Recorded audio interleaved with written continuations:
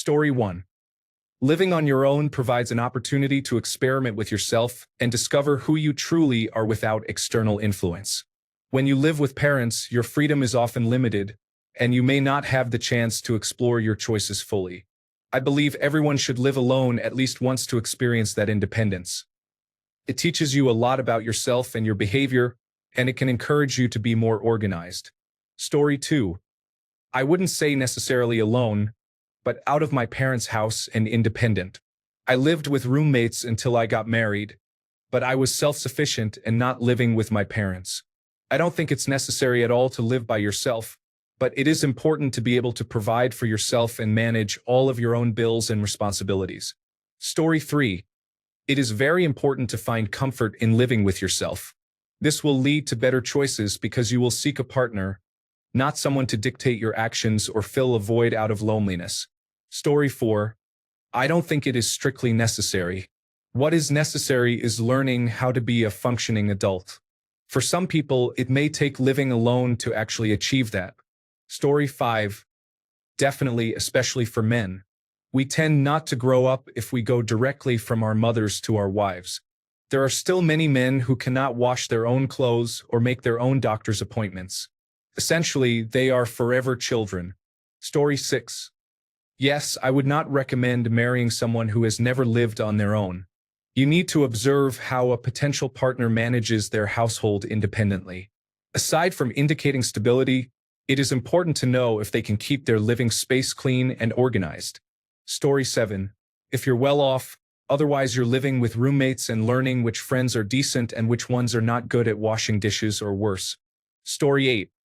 It is not necessary to live alone, but it would be beneficial to live with roommates or in a place separate from your parents first, so you can learn how to be a good roommate for your partner. I never technically lived alone. I lived in my university dorm or with my parents before moving in with my husband. I believe I am doing just fine. Story 9. I believe it's a good idea, but I also think it should be up to the individual. Life is too short for postponing things. Live it to the fullest. Live, laugh, love. Story 10. No, this is just a modern norm. For much of human history, young adults would transition directly from their childhood home, living with their parents, to marriage and their own home. There was mutual security and support in living at home with their parents. In 1901, people did not leave home to rent an apartment to get away from their parents. They might have found a job and lived with their parents until they got married or entered the military. When their parents passed away, they often took over the family home as their own. Living alone before marriage is not necessary. It is simply a norm that has developed over the past century. Story 11. No, all the most successful marriages I know of, lasting over 20 or even 40 years, involve people who never lived alone. They moved from home to college dorms to getting married and moving in with their spouse, or went straight from home to getting married and moving out. I'm not saying it's bad to live alone. I live alone. However, I believe it's more important to learn to live effectively with others. Having others to live with and to help address your shortcomings will help you grow as a person much faster than living alone. Story 12. I believe everyone should feel comfortable living by themselves before getting married or living long-term with someone else. Story 13. Living alone is great until you realize there is no one to blame for the empty toilet paper roll but yourself. Story 14. I lived independently for about 10 years before getting married. My wife lived with her parents until we moved in together before marriage due to COVID. I wish she had the chance to live on her own for a couple of years because there are times when she is quite dependent for some basic things she would have had to figure out herself had she lived independently. Story 15. I believe every adult needs the skills for complete self-sufficiency. You should be able to maintain a clean and hygienic home, prepare nutritious food, earn a living, manage basic home maintenance tasks, pay your bills, handle financial and administrative matters, and, depending on your location, maintain a car. In today's economy, some of these skills are easier said than done, and the situation may worsen. However, you never know when you may need to support yourself. Life can be unpredictable. Partners can become ill and unable to contribute. I have tried to teach my children all of these essential skills. Story 16. I have never lived alone. I lived with friends for over a decade before moving in with my partner. Why live alone when it is cheaper and nicer to live with other people? Story 17. My sister and I are both in our 40s. I have lived alone most of my adult life. During college, after college, before I got married, after we separated, and when I bought a house. My sister has never lived alone. She went from our parents to her boyfriend, whom she later married and had children with, to him going to prison for putting her in the hospital. She and her children then moved in with our mom, expecting this arrangement to last forever. As for me, when something spills, the go-to response is to clean it up. If the house is dirty, I either clean it or hire someone to do so. If something breaks, I fix it. I used to work in apartment maintenance, so in the year and a half since I bought this house, I have not spent any money on someone else fixing anything. It's all been me. Cooking? That's all me. Yard work? Again, that's all me. My sister, on the other hand, if something spills, waits for either her children or our mom to clean it. If the house needs cleaning, she relies on her kids for that. Cooking? She hasn't cooked yet. Her kids and our mom handle that. Repairs? They rent. How do I know all this? Because Mom and I talk once a month on the phone, where she shares her concerns about this.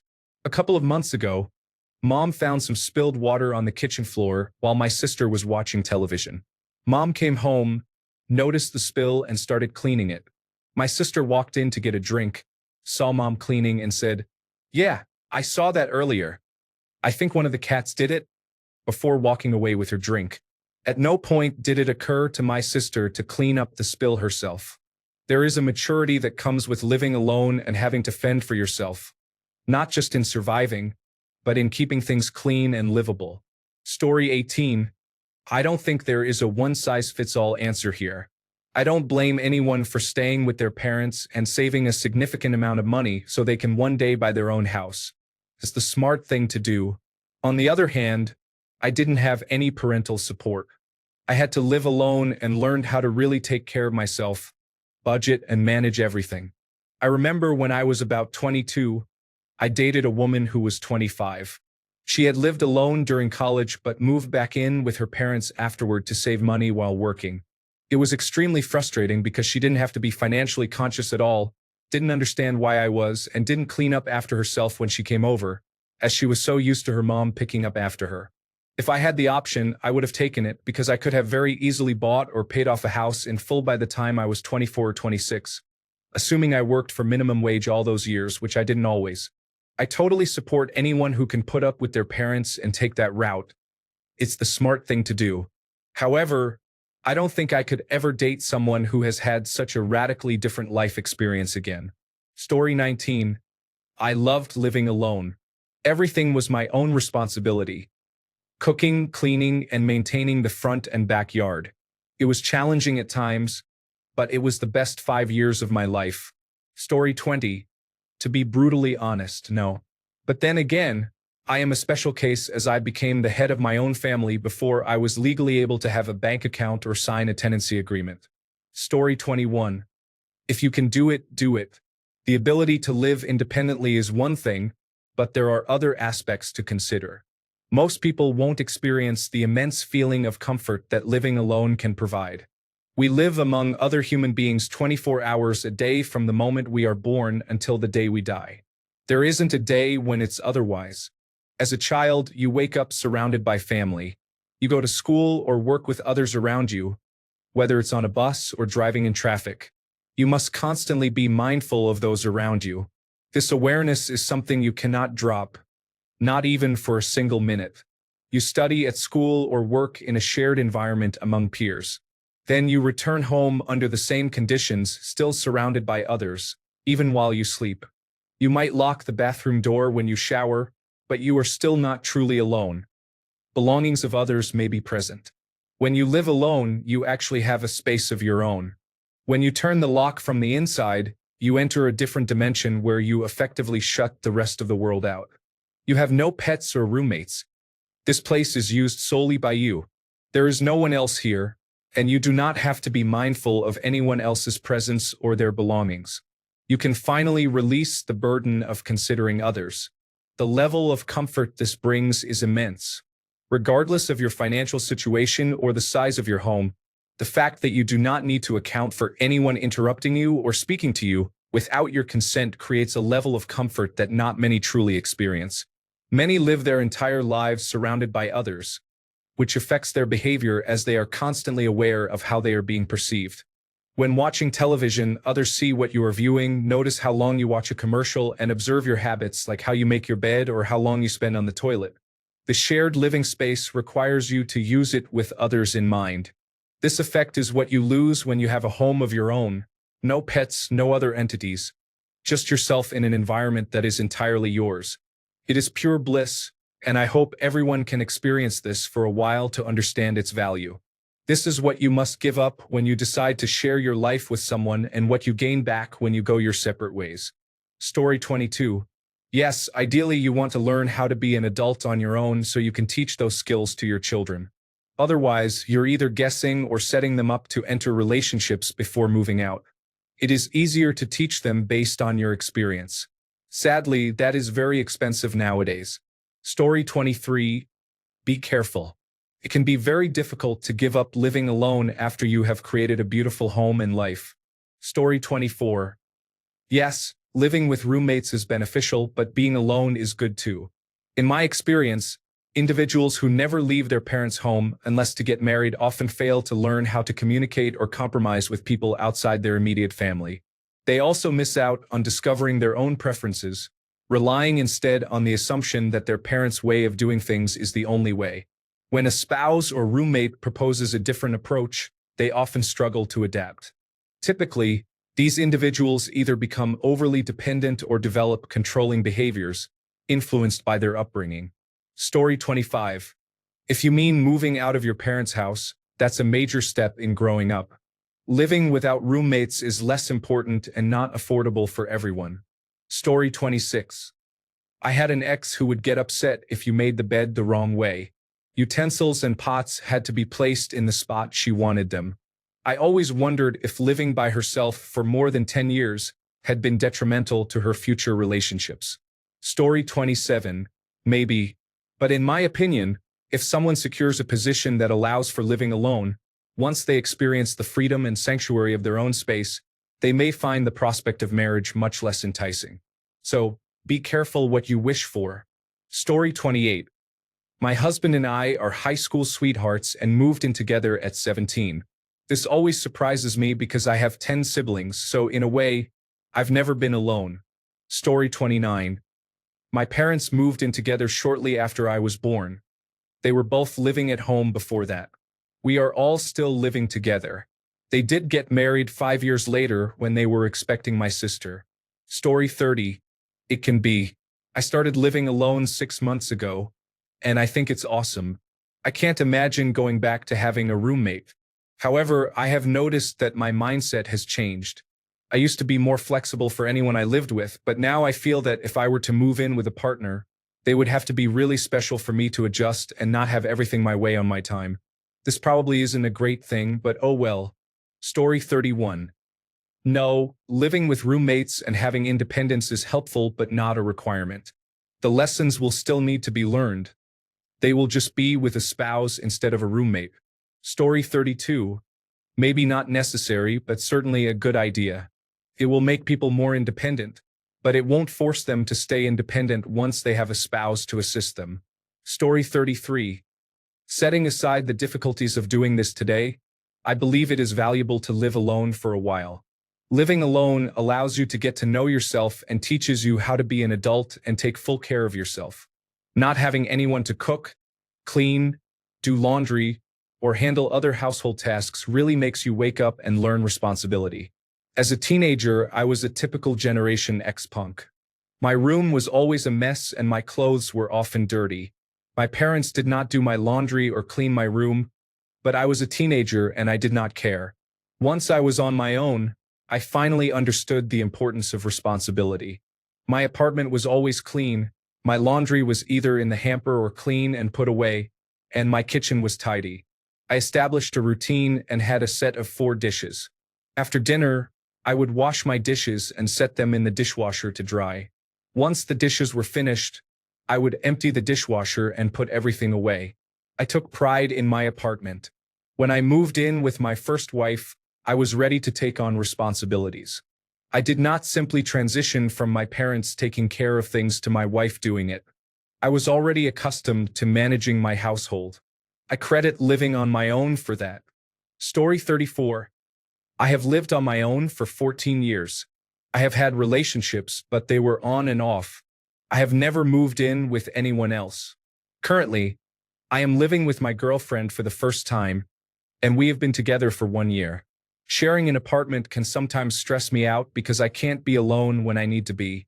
The only time I can find solitude is by staying in the bathroom a bit longer than necessary. Did those 14 years of living alone ruin my ability to adapt? Story 35. I wish I could control the getting married aspect. I am 37 years old and have the ability to live alone, but I currently live with a roommate. I wish I had a fulfilling relationship. I feel very depressed. Story 36. Yes, it allows you to find your own foot, rhythm, and personality. It also removes default qualities. Story 37. Yes, that is the time when you really learn how to take care of yourself. I know people who enter a marriage without ever cooking for themselves, cleaning their space, doing their laundry, grocery shopping, or living on a budget, then expecting the other person to do it. It is sobering when they both realize that neither has the necessary skills. These are skills that each partner should offer for the marriage to work well. Story 38. You need to find your own way. In my opinion, you can only do so when you have to rely on yourself. I find it surprising when people move from their parents' house to living with a partner. It's totally different from living alone. Story 39. Even a short time can help you be yourself and discover who you are without blending it with your past relationships. Story 40. Learn to live alone and love every aspect of yourself before you love anyone else. I know people who jump into relationships because they cannot be alone. They are in toxic relationships constantly. Story 41. It is crucial. You are not a fully formed adult until you have moved out of your parents' house and worked on yourself for a while as an independent adult in society.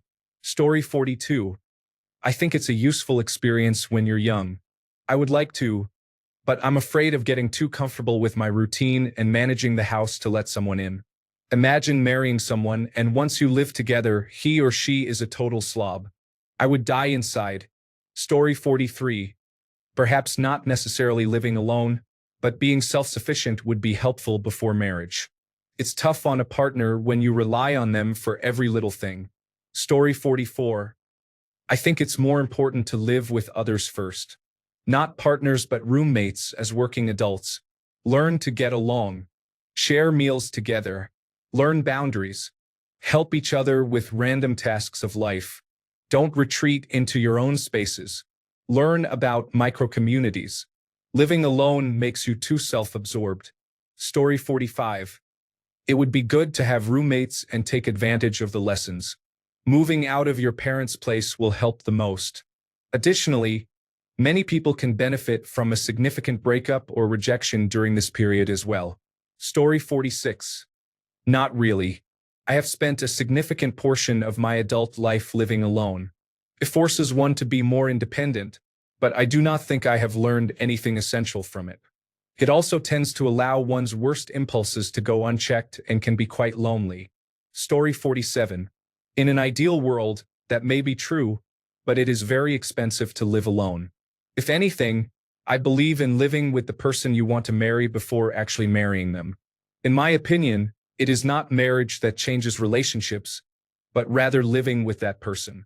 Story 48. I moved from my parents' house into a flat with my girlfriend. I don't feel I missed out on living alone. We are now married with kids and living in a house we bought. I don't feel unequipped for this. Story 49. It can definitely be a good thing. You should learn how to live and care for yourself and your home without any outside assistance. Story 50. Personally, yes, but in today's economy, it's not possible for many people. When I moved out, things were affordable. I've lived alone for 10 years. I believe if it's possible, everyone should experience coming home to themselves. Thanks a bunch for sticking around till the end of the video. Remember to subscribe, and until next time, stay awesome and goodbye.